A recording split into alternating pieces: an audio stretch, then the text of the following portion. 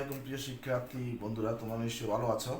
তো আজকে আমরা এইচএসসি রসায়ন দ্বিতীয় পত্র তৃতীয় অধ্যায়ের পরিমাণগত রসায়ন। আজকের টপিক হচ্ছে গাণিতিক সমস্যা, মিশ্রণের প্রকৃতি নির্ণয় এবং পিএইচ নির্ণয়। তো আমরা কীভাবে মিশ্রণের প্রকৃতি নির্ণয় করব এবং পিএইচ নির্ণয় করব, তো সে সংক্রান্ত একটি গাণিতিক সমস্যা আমি তোমাদেরকে সলভ করার চেষ্টা করব। তো এখানে দেওয়া আছে 50 ml সেমিমোলার পটাশিয়াম হাইড্রোক্সাইড দ্রবণ এ পাত্র, আর 250 ml ডেসিমোলার সালফিউরিক অ্যাসিড দ্রবণ, এটা হচ্ছে বি পাত্র। প্রশ্ন হচ্ছে এ পাত্র ও বি পাত্রের দ্রবণ মিশ্রিত করলে মিশ্রণের প্রকৃতি কিরূপ হবে তা গাণিতিকভাবে বিশ্লেষণ করা। সুপ্রিয় শিক্ষার্থী বন্ধুরা, আমরা মিশ্রণের প্রকৃতি কীভাবে নির্ণয় করব সে সংক্রান্ত আমি কিছু তথ্য তোমাদের দেওয়ার চেষ্টা করব। এটা হচ্ছে মিশ্রণের প্রকৃতি। তোমরা লিখে নাও যে মিশ্রণের প্রকৃতি আমরা তিনভাবে, এটা হচ্ছে অম্লীয় প্রকৃতির মিশ্রণের প্রকৃতি নির্ণয়ের ক্ষেত্রে অম্লীয় প্রকৃতি হবে। তারপর হচ্ছে নিরপেক্ষ প্রকৃতির, তারপর হচ্ছে ক্ষারকীয় প্রকৃতির। আমি তোমাদের বেসিক জিনিসগুলো দেওয়ার চেষ্টা করবো। মিশ্রণের প্রকৃতি যদি চায় তাহলে অম্লীয় প্রকৃতি হতে পারে, নিরপেক্ষ প্রকৃতি হতে পারে, ক্ষারকীয় প্রকৃতি হতে পারে। আর যদি দ্রবণের পিএইচ নির্ণয় করতে চায়, দ্রবণের পিএইচ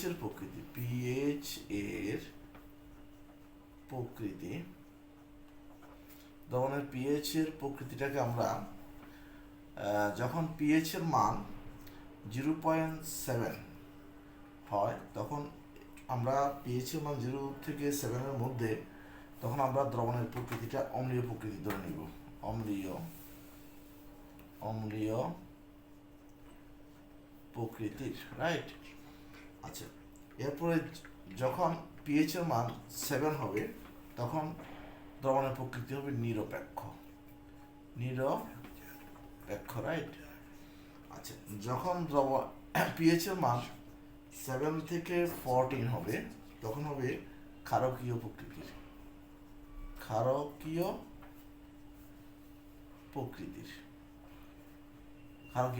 এখন আমরা কিভাবে নির্ণয় করবো? আমাদের কিছু ফর্মুলা জানতে হবে, সূত্র। এটা হচ্ছে মোল সংখ্যা। আমরা জানি মোল সংখ্যা n ইজ ইকুয়ালস টু, আমরা যে মোল সংখ্যা n is equal to s গুণ b। আচ্ছা, তো এখন এই যে s ঘনমাত্রা দেওয়া থাকবে, আর বি পাত্রের আয়তন যদি মিলিলিটার দেওয়া থাকে, তাহলে আয়তনকে 1000 দিয়ে ভাগ করে নিবা। কারণ হচ্ছে s গুণ আমরা যে আয়তনটা দেওয়া আছে, যদি পাত্রের আয়তন যদি 10 ml হয়, তাহলে 10 × 10⁻³ গুণ করার পরে s এর মান তো কোশ্চেনে দেওয়া থাকবে, তখন এটা হয়ে যাবে মোল। আমরা এই মোল সংখ্যা n দিয়ে আমরা মিশ্রণের প্রকৃতি নির্ণয় করার চেষ্টা করব। এখন 50 ml সেমিমোলার পটাশিয়াম হাইড্রোক্সাইড দ্রবণ, তারপর হচ্ছে 250 ml ডেসিমোলার সালফিউরিক অ্যাসিড দ্রবণ, এই ফর্মুলা দিয়ে আমরা প্রথমে বের করে নেব মোল সংখ্যা। তারপরে আমরা পটাশিয়াম হাইড্রোক্সাইডের সাথে সালফিউরিক অ্যাসিড বিক্রিয়া করব। বিক্রিয়া করার পর আমরা দেখব যে কত মোল অ্যাসিড কত মোল ক্ষারের সাথে বিক্রিয়া করলো। তো করার পরে আমাদের মোল সংখ্যা, ক্ষারের মোল সংখ্যা কত, অ্যাসিডের মোল সংখ্যা কত, সেটা আমরা নির্ণয় করব। নির্ণয় করার পর যেটা বেশি থেকে কমটা বিয়োগ দিলেই আমাদের মোল সংখ্যা বের হয়ে যাবে। যদি মোল সংখ্যা যদি অ্যাসিড বেশি হয়, তাহলে আমরা ধরবো যে ধরনের প্রকৃতি অ্যাসিড ধর্মী, যদি ক্ষার হয় ক্ষারকীয় ধর্মী। তো চলো আমরা ম্যাথটা একটু করে নিই। এটা হচ্ছে প্রথমে আমাদের দেওয়া আছে এই পাত্রে 50 ml, এই পাত্রে 50 ml সেমিমোলার দ্রবণ, তাহলে আমরা লিখতে পারি এ পাত্রের মোল সংখ্যা, এই পাত্রের মোল সংখ্যা আমরা লিখবো NA is equals to তারপরে SA ইন্টু BA, রাইট। তাহলে SA হচ্ছে আমাদের সেমিমোলার, আমরা জানি সেমিমোলার SA সেমিমোলার হচ্ছে 0.5 মোলার, 0.5 মোলার, এটা আমাদের মুখস্থ রাখতে হবে এই মানগুলো। সেমিমোলার ডেসিমোলার হচ্ছে 0.1 মোলার, হ্যাঁ। আচ্ছা, তো এখন বিএ কত দেওয়া আছে আয়তন, বিএ মান দেওয়া আছে 50 ml, এস এর মান 0.5 ইন্টু বি মান হচ্ছে 50 ml ইন্টু, যেহেতু এটা ml এ দেওয়া আছে আমাদের আয়তনে নিতে হবে, লিটারে নিতে হবে, তাহলে 10⁻³ এত গুণ করলে হবে মোল, রাইট। ইজ ইকুয়ালস টু, আমরা ক্যালকুলেটর দিয়ে আমরা হিসাব করব যে 0.5 into 50 into 10⁻³ is equals to 0.02, এখানে হচ্ছে 5 মোল। তাহলে আমরা এন এর মান, এই পাত্রের মোল সংখ্যা আমরা পেয়ে গেছি, রাইট। এখন একইভাবে আমরা বি পাত্রের মোল সংখ্যা বের করব, তাহলে আমরা লিখতে পারি যে বি পাত্রের মোল সংখ্যা,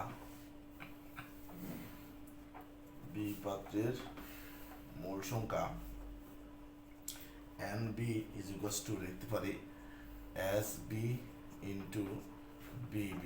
তো এখানে আমাদের ডেসিমোলার দেওয়া আছে, তাহলে কাজেই SB is equals to 0.1 molar, decimolar 0.1 molar. তাহলে এটা হচ্ছে আমাদের 1 মোলার, আর আয়তন বিবি ইজ ইকুয়ালস টু লিখতে পারি আমরা 250 ml।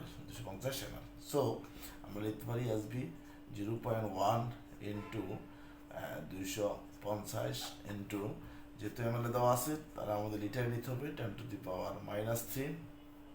ইজ ইকুয়ালস টু, আমরা গুণ করি তাহলে গুণ করলে হয়ে যাবে 0.025 এত মোল।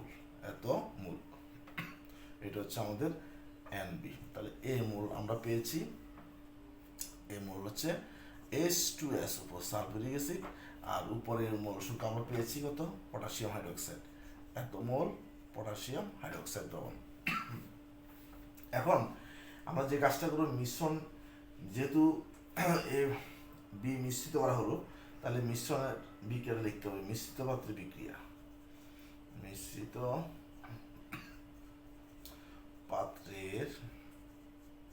বিক্রিয়া, মিশ্রিত পাত্রের বিক্রিয়াটা কিভাবে করব আমরা, তাহলে পটাশিয়াম হাইড্রোক্সাইড দ্রবণ দেওয়া আছে প্লাস H2SO4 দ্রবণ দেওয়া আছে, বিক্রিয়া করলে হবে পটাশিয়াম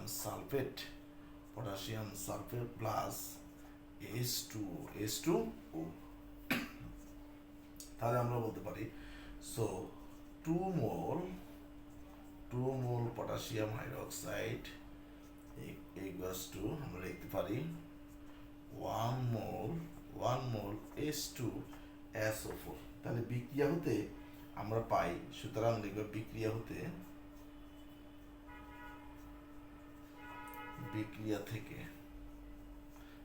থেকে পাই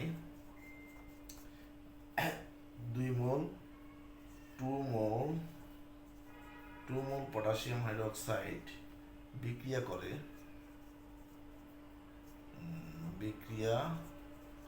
করে 1 মোল H2SO4 এর সাথে, সো 1 মোল পটাশিয়াম হাইড্রোক্সাইড বিক্রিয়া করে 1/2 মোল H2SO4 এর সাথে, সো দ্যাট আমাদের কত মোল পটাশিয়াম হাইড্রোক্সাইড পেয়েছি, 0.025 mole, right, 0.025। So 0.025 mole potassium hydroxide বিক্রিয়া করে সমান আমরা লিখতে পারি 0.025 বাই এখানে হচ্ছে 2 ইজ ইকুয়ালস টু আমরা বাই ক্যালকুলেটর যদি হিসাব করি তাহলে আমরা মানটা পেয়ে যাব 0.0125 এত মোল সালফিউরিক অ্যাসিড, এত মোল H2SO4 সালফিউরিক অ্যাসিড। তাহলে আমরা আগে পেয়েছি 0.025 মোল সালফিউরিক অ্যাসিড, এখন পেয়েছি 0.012 মোল 0.0125 মোল সালফিউরিক অ্যাসিড। তাহলে আমাদের অবশিষ্ট সালফিউরিক অ্যাসিড, যেহেতু সালফিউরিক অ্যাসিড বেশি রয়েছে দ্রবণে, তো সেই ক্ষেত্রে অবশিষ্ট সালফিউরিক অ্যাসিডের পরিমাণ আমরা লিখব যে অবশিষ্ট সালফিউরিক অ্যাসিড অবশিষ্ট H2SO4 এর পরিমাণ সমান সমান 0.025 মাইনাস 0.0125। তাহলে এই মানটা বড়, এই মানটা হচ্ছে ছোট, সেজন্য বড় মান থেকে ছোট মান বিয়োগ দিলে আমরা এখানে পেয়ে যাব 0.0125 মোল H2SO4 সালফিউরিক অ্যাসিড। যেহেতু আমরা অবশিষ্ট সালফিউরিক অ্যাসিড পেয়েছি, সুতরাং দ্রবণের প্রকৃতি হবে অম্লীয়। তো যেহেতু মিশ্রণে অবশিষ্ট সালফিউরিক অ্যাসিড থাকবে, সেহেতু মিশ্রণের প্রকৃতি হবে অম্লীয় প্রকৃতি। সুতরাং মিশ্রণের প্রকৃতি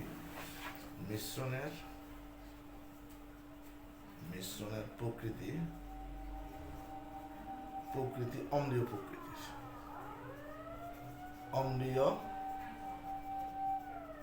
প্রকৃতি, এটা আনসার, রাইট?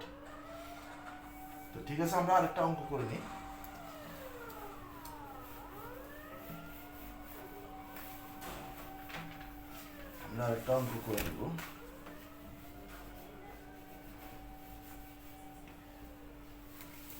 আমরা যদি এখন আরেকটা অঙ্ক করবো, চেষ্টা করব। নাম্বার 2, এখানে 20 ml 20 ml, এখানে হচ্ছে 0.2 গ্রাম সোডিয়াম হাইড্রোক্সাইড দ্রবণ দেওয়া আছে। আবার আরেকটি পাত্রে দেওয়া আছে 15 ml 0.5 মোলার HCl দ্রবণ, রাইট? এখন এই পাত্রের দ্রবণ বা পাত্র 1, পাত্র 2, এই পাত্রের দ্রবণকে বি পাত্রের দ্রবণে মিশ্রিত করলে মিশ্রণের প্রকৃতি কেমন হবে? তাহলে আমরা এখানে বলবো যে এ পাত্র 1 যোগ পাত্র 2, এটা হলো পাত্র 3। তাহলে 3 নং পাত্রের প্রকৃতি কেমন হবে, মিশ্রণের প্রকৃতি কেমন হবে? 3 নং পাত্র 3 এর মিশ্রণের প্রকৃতি নির্ণয় করা। 3 এর মিশ্রণের প্রকৃতি নির্ণয় করা, রাইট? তাহলে আমরা কিভাবে অঙ্কটা সলভ করব? যেহেতু আমাদের আয়তন দেওয়া আছে দ্বিতীয় পাত্রে এবং মোলারিটি দেওয়া আছে, কিন্তু প্রথম পাত্রে আয়তন দেওয়া আছে আর মোলারিটি দেওয়া নেই। তাহলে আমরা প্রথমেই যে কাজটা করব, 1 নং পাত্রের মোলারিটি বা ঘনমাত্রাটা বের করবো, রাইট? তাহলে আমরা লিখব সমাধান। ঘনমাত্রা না বের করলে আমরা মোল সংখ্যা বের করতে পারবো না, সেজন্য আমরা আগে ঘনমাত্রাটা বের করে নিব। তাহলে আমরা জানি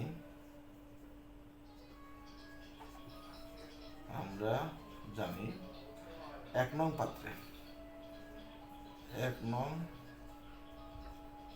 পাত্রের S is equals to W into 1000 divided by, আমরা লিখতে পারি MB is equals to W এর মান দেওয়া আছে 0.2 গ্রাম। তাহলে এখানে লিখবো আমরা 0.2 into সূত্রের 1000 divided by M, যেহেতু সোডিয়াম হাইড্রোক্সাইড, আমরা জানি সোডিয়াম হাইড্রোক্সাইডের আণবিক ভর হচ্ছে 40 MB, বি এর মান দেওয়া আছে 20 ml, রাইট? এখন ভাগ করলে কি হবে? আমাদের যদি ক্যালকুলেটর করি, হিসাব করে দেখি কত আসে। 0.025 0.25 মোল, 0.25 মোল, রাইট। তো 1 নং পাত্রের আমাদের মোল সংখ্যা আমরা বের করব। তাহলে সুতরাং 1 নং পাত্রের মোল সংখ্যা আমরা বের করব যে N1 ধরি, N1 is equals to S1 B1। S1 এর মান দেওয়া আছে কত, 0. আমরা ধরবো এখানে S1 is equals to 0.25, B1 দেওয়া আছে 20 ml, 20 ml।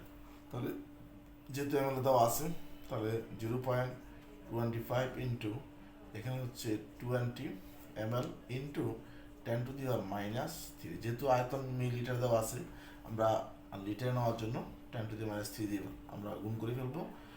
এখন N1 is equals to গুণ করলে হয়ে যাবে 5 ইন্টু, এখানে আমরা লিখতে হবে 5 into 10 to the power minus 3 এত মোল আমরা 1 নং পাত্রে সোডিয়াম হাইড্রোক্সাইড পেয়েছি, এত মোল সোডিয়াম হাইড্রোক্সাইড দ্রবণ, রাইট। আচ্ছা, একইভাবে আমরা পাত্র 2 এর ক্ষেত্রে লিখব। পাত্র 2 নং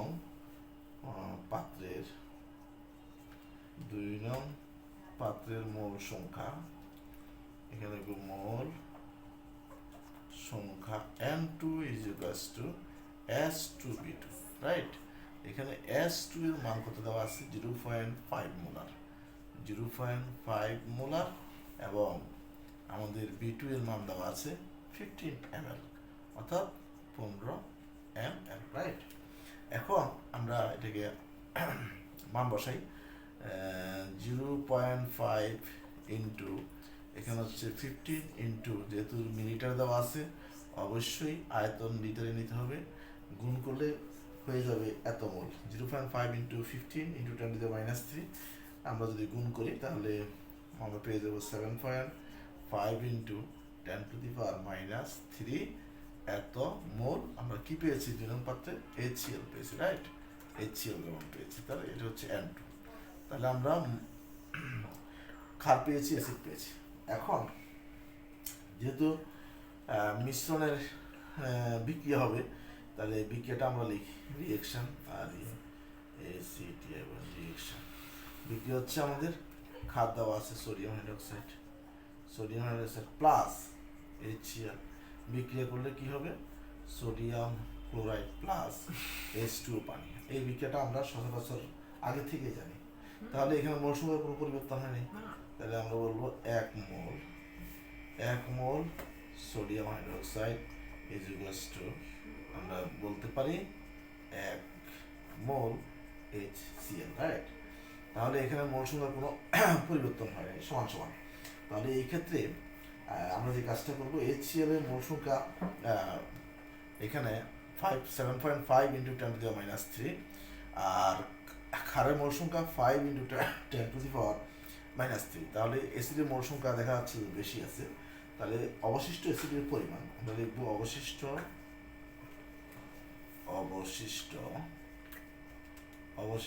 অ্যাসিডের পরিমাণ,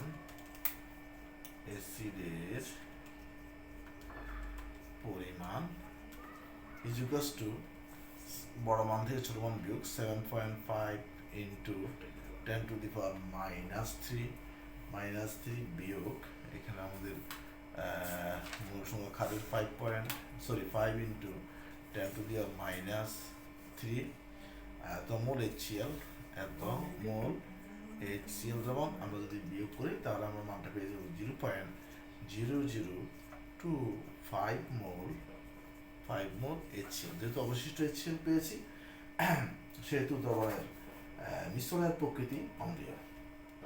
যেহেতু মিশ্রণে HCl অবশিষ্ট থাকবে, আমরা লিখব যেহেতু মিশ্রণে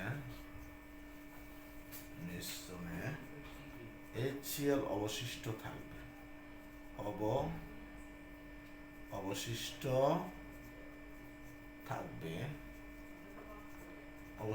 থাকবে, সেহেতু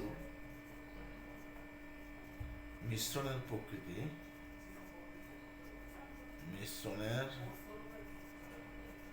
প্রকৃতি হবে অম্লীয় প্রকৃতি, রাইট?